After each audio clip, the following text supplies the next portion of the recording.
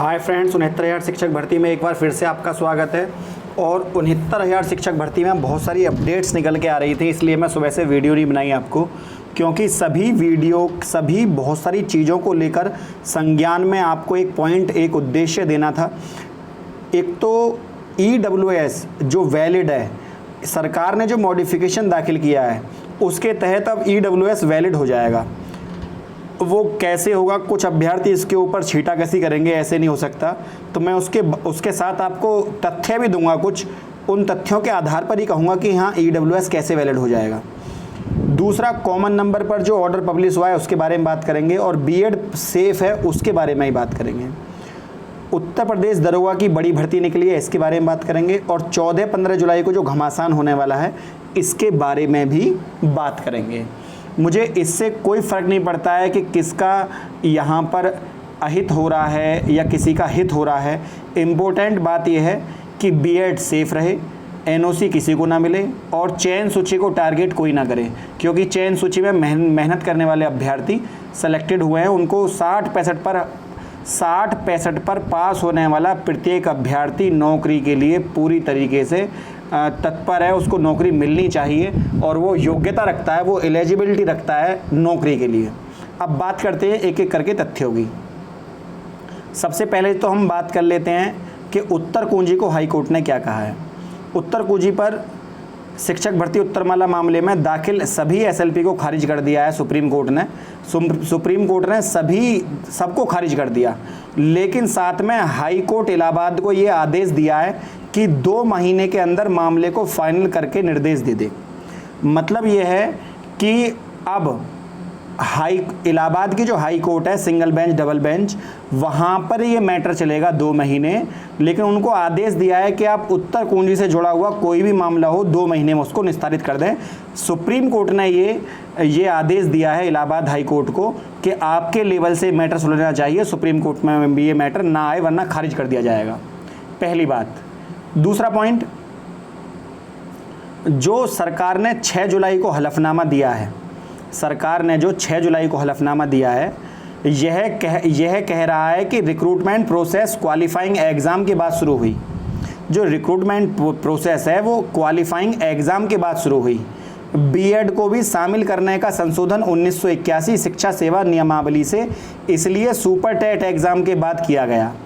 मतलब super TET जो है वो एग्ज़ाम के बाद इसलिए किया गया था, वैलिड है। इस हलफनामे में जहां बीएड को बाहर करने वाली भूतलक्षी और भविष्यलक्षी विवाद का अंत कर दिया गया। मतलब ये है कि ना ही तो बीएड को कोई भी संशोधन, परीक्षा से पहले का कोई भी संशोधन ना तो बीएड को बाहर निकाल सकता है, और ना ही परीक्षा के बाद किया गया कोई भी संशोधन बीएड को बाहर निकाल सकता है। बीएड हो गया पूरी तरीके से सुरक्षित, पहली बात। दूसरी बात, 10% EWS के लिए एक और मजबूत आधार दे दिया इस हलफनामे ने। इस हलफनामे में एक और मजबूत EWS को कैसे दे दिया उसके बारे में बात करते हैं। सरकार द्वारा सुप्रीम कोर्ट को 14 जुलाई को सुनवाई के लिए जो दिया गया हलफनामा है, उस हलफनामे में पॉइंट से EWS मिलना श्योर हो गया। वो कौन सा पॉइंट है इससे EWS श्योर हो गया? सरकार ने हलफनामे में खुद मान लिया है कि भर्ती प्रक्रिया 16 मई 2020 को शुरू मानी जाएगी। तो भर्ती परीक्षा जब 16 मई 2020 को शुरू मानी जाएगी तो सिंपल सी बात है कि EWS तो सेफ है। आने वाली 16 जुलाई को हमारा EWS याचिका की सुनवाई है। 16 जुलाई को सुनवाई है EWS की, जिसमें हम इस हलफनामे को रखकर याचिकाकर्ता को भर्ती में अंतिम रूप से काउंसलिंग में शामिल करने का पूरा प्रयास करेंगे। इस भर्ती में 10% EWS जरूर मिलेगा, क्योंकि नियुक्ति 60-65 पर तभी बचेगी। मतलब सरकार यदि 60-65 पर भर्ती को बचाना चाहती है तो उसको 16 मई 2020 का ब्यौरा देना है, और जैसे ही 16 मई 2020 का ब्यौरा दिया जाएगा EWS सेफ हो जाएगा। ये तर्क दिया जा रहा है EWS टीम की तरफ से, जो तथ्य मैंने आपके सामने रखे हैं। अब इन तथ्यों में कितनी सच्चाई है ये पता लगेगा 14 जुलाई को, पहली बात। अब बात करते हैं कि सरकार ने जो ब्रिज कोर्स को टारगेट बनाया है, इन BTC टीम ने, जो बीएड को बाहर करने वाले लोग हैं, इन्होंने कहा है कि ब्रिज कोर्स पूरा नहीं करा तो ये पात्र नहीं है। सरकार ये कह रही है कि हमारी इच्छा है हम किसको ब्रिज कोर्स कराएं या ना कराएं, ये हमारे ऊपर निर्भर करता है। जब परीक्षा में उन्होंने पार्टिसिपेट किया है तो बीच परीक्षा से ऐसे किसी को हम बाहर नहीं निकाल सकते, हमने उनको संशोधन करके ही शामिल किया था, ऐसा कहना है सरकार का। तो बीएड सेफ है, इसके बारे में ज़्यादा चर्चा करने से कोई फ़ायदा नहीं। इसके अलावा बीटीसी प्रशिक्षित उम्मीदवारों की याचिका पर सुप्रीम कोर्ट में जो सुनवाई हुई थी वो जस्टिस यूयू सर की बेंच में वो इसलिए हुई थी, अब कोर्ट में 13 को सुनवाई होनी है इसके ऊपर। तो बीटीसी सर्टिफिकेट उम्मीदवार एक समूह की याचिका पर सुप्रीम कोर्ट को मंगलवार को सुनवाई करेगा।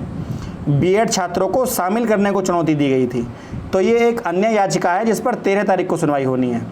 वहीं जो ये ऑर्डर है इस बात का कि 2 महीने में भर्ती को पूरा करने के लिए आदेश दिया है सुप्रीम कोर्ट ने। तो no reason to interfere the special petitioner are accordingly discussed, मतलब सरकार पहले से ही तो 2 मंथ फ्रॉम टुडे, आज से 2 महीने, देखो ये लिखा हुआ है 2 मंथ्स फ्रॉम टुडे, आज से 2 महीने के अंदर अंदर इलाहाबाद हाई कोर्ट को ये आंसर की का मुद्दा सुलझाना होगा। इसके अलावा जो बात करते हैं उत्तर प्रदेश दरोगा की भर्ती निकली है 7400, बड़ी ही खुश कर देने वाली बात है, क्योंकि इसका शिक्षा विभाग से कोई लेना देना नहीं है, लेकिन अन्य अभ्यर्थी जो भर्ती की इंतजार कर रहे हैं उनके लिए अच्छी बात है। उत्तर प्रदेश पुलिस में सब इंस्पेक्टर और मिनिस्ट्रियल स्टाफ के लगभग 7400 पदों पर भर्ती की प्रक्रिया शुरू होने वाली है। इसमें सब इंस्पेक्टर के पदों की संख्या लगभग 6000 होगी। उत्तर प्रदेश पुलिस प्रोन्नति बोर्ड इन पदों के लिए अगले हफ्ते विज्ञापन जारी कर सकता है। प्रदेश की मौजूदा सरकार के कार्यकाल में पुलिस में अप्रैल 2017 से लेकर अब तक 1,37,253 पदों पर भर्ती हो गई है और भर्ती बोर्ड ने इस बार सब इंस्पेक्टर के 6000 पदों के साथ स्टेनो और अकाउंटेंट के मिनिस्ट्रियल के स्टाफ के 1400 पदों पर भी भर्ती निकालने के बारे में सोचा है। सिपाहियों की भर्ती, सिपाहियों के 49,568 पदों पर भर्ती हुए नौजवानों की फिलहाल ट्रेनिंग चल रही है। सिपाहियों के इन पदों पर भर्ती की परीक्षा का परिणाम मार्च में आया था, जिनकी अब ट्रेनिंग चल रही है। तो 1,37,000 पर भर्ती कर चुकी है सरकार, 7,400 दरोगा के आने वाले हैं और ये बहुत दिन से बहुप्रतीक्षित भर्ती है दरोगा की, जो पहले 5400 थी और अब धीरे धीरे पद बढ़ाकर 7,400, लगभग 2,000 पद बढ़ गए। भर्ती लेट हुई कोई बात नहीं, लेकिन अब पद 7,400 काफ़ी पद होते हैं दरोगा की भर्ती के लिए। तो ये चीज़ें सामने आ रही थी। इसके अलावा हम आपको पहले ही बता चुके हैं। अच्छा, एक इम्पोर्टेंट खबर निकल कर ये आ रही है कि अब जो बीटीसी कोर्स है, बीटीसी कोर्स ग्रेजुएशन के बाद ना होकर 12th के बाद होगा, इसकी जोर शोर से इसकी मांग उठ रही है प्रयागराज में। साथ ही मुख्यमंत्री योगी आदित्यनाथ से गुहार लगाई गई है। उनका कहना है कि डीएलएड पाठ्यक्रम में दाखिले के लिए राष्ट्रीय अध्यापक शिक्षा परिषद NCTE के विनिमय 2014 में पात्रता उच्च माध्यमिक +2 यानी कक्षा 12 समकक्ष परीक्षा 50% अंक से उत्तीर्ण करनी होनी तय है। मतलब NCTE की गाइडलाइन ये कहती है कि बीटीसी करने के लिए आपको 12th होना जरूरी है, तो ग्रेजुएशन के बाद एडमिशन क्यों हो रहे हैं, ये तर्क दिया गया है। तो इसकी मांग बड़े जोर शोर से चल रही है इस समय। उधर एडेड स्कूलों में भर्ती निकलने वाली है, ये आपको पता है, और ये 4 साल में पूरी हुई है शिक्षक भर्ती। इसमें TGT 2016 के 19 विषय का रिजल्ट जारी कर दिया गया है। एक अन्य भर्ती भी आने वाली है TGT PGT के 16,300 कुछ पद हैं, उनमें से 13,576 पद TGT के हैं और 2,900 कुछ पद जो हैं आपके PGT के हैं। कुल मिलाकर 16,352 पद निकलने वाले हैं जल्दी ही, अक्टूबर में देखने के लिए मिलेंगे आपको ये पद TGT PGT के। लेकिन ये जो रिजल्ट आया है इस समय, इससे 69,000 शिक्षक भर्ती को बहुत बड़ा फ़ायदा मिलने वाला है, क्योंकि सेकंड काउंसलिंग में जितने अभ्यर्थी इस भर्ती में से कहीं और निकल लेंगे, कहीं और ज्वाइन कर लेंगे, तो सीधा सीधा फ़ायदा यहाँ पर होगा 69,000 शिक्षक भर्ती के सेकंड काउंसलिंग के छात्र को। तो ये एक बहुत अच्छी खबर है। इसके अलावा सभी मुद्दों पर हमने आपसे बात करी। 69,000 शिक्षक भर्ती में सबसे इम्पोर्टेंट बात जो है वो 14 और 15 जुलाई को जो सुनवाई होने वाली है वो है सरकार 60-65 पर पूरी तरीके से तटस्थ है और सरकार इसको यहाँ पर भर्ती हो या ना हो, लेकिन सरकार नीचे झुकने वाली नहीं है, ये बात तय है। अभी एक टीम जाकर मिली थी NOC मुद्दे पर, तो सरकार ने साफ कह दिया है यदि 22 दिसंबर 2018 से पहले यदि किसी के पास NOC थी तो वो मान्य है, लेकिन भर्ती की प्रक्रिया को देखते हुए बीच भर्ती में किसी ने अगर यदि NOC ली है, फॉर्म भरने के लास्ट डेट के बाद किसी ने NOC ली है, तो वो NOC मान्य नहीं है, ऐसा विचार यहाँ पर किया गया है। तो आप समझ सकते हैं इन चीज़ों को। 69,000 शिक्षक भर्ती में बहुत सारी चीज़ें निकल कर सामने आती हैं, लेकिन सबसे इम्पोर्टेंट ये है कि उत्तर कुंजी मैटर को भी सरकार ने समझा है और 2 महीने में खुद सुप्रीम कोर्ट ने इस मामले को सुलझा। सेकंड काउंसलिंग के छात्र यदि 22,000 आनंद कुमार केस में यदि 22,000 सीटें जुड़ती हैं और यदि एनओसी किसी को ना दी जाए तो लगभग 22 और 10 32,000 पदों पर सेकंड काउंसलिंग हो सकती है। लेकिन इतना है कि बीएड लीगल टीम एक अच्छा कार्य करे और 22,000 सीटों को यहाँ पर जुड़वाने का कार्य करे।